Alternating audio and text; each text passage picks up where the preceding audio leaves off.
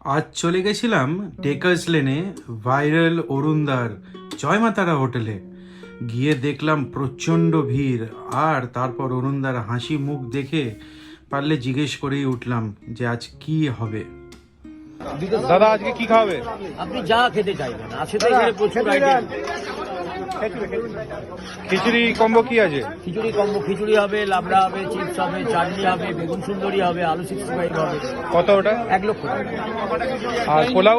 পোলাও হচ্ছে আপনার 80,000 আছে, 90,000 আছে, 1,20,000 আছে, 1,30,000 আছে, 1,40,000 আছে। তুমি একটা খিচুড়ি খাও। ওকে, একটা খিচুড়ি কোনটা খাবেন? 70,000 খাবেন, 50,000 খাবেন, 1 লক্ষ খাবেন, কোনটা খাবেন? 1 লক্ষই খাই। একটা 1 লক্ষের কম্বো দেবে তো। আর বলা মাত্রই গরম গরম 1 লাখ টাকার কম্বো খিচুড়ি চলে আসলো আমাদের হাতে।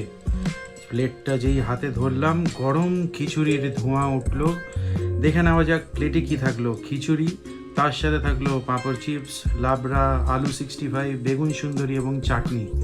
প্রথম বাইটটা যখন নিলাম, খিচুড়ির গরম ধোঁয়া ওঠা, গোবিন্দভোগ চালের গন্ধ জাস্ট মনটাকে ছুঁয়ে নিল। লাবড়া দিয়ে খেতে লাগলো অসাধারণ, এবং আলু 65টা জাস্ট জমিয়ে দিল ব্যাপারটা। আর খিচুড়ির ট্র্যাডিশন হলো বেগুন ভাজা দিয়ে খাওয়া। এই বেগুন সুন্দরীটা খিচুড়ির ফ্লেভারটাকে আরও ভালোভাবে এনহ্যান্স করে দিল। মজার বিষয়, খিচুড়ির মধ্যে ছিল পনির এবং সয়াবিনও, যা মনটাকে জাস্ট ছুঁয়ে দিল। অরুণদাকে বললাম আমি রেকমেন্ড করছি দাদার কাছে আসো।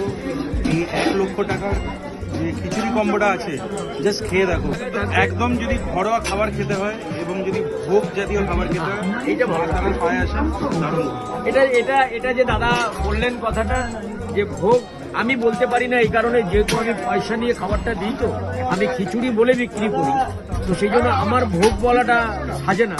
আর যেহেতু আপনি খাবার পরে একটা গন্ধ, একটা স্বাদ, একটা ভোগের মতো পেলেন, আর আপনি সেই ভোগটা বললেন, সেটা আমার কাছে মহাপ্রসাদ। Subscribe for more.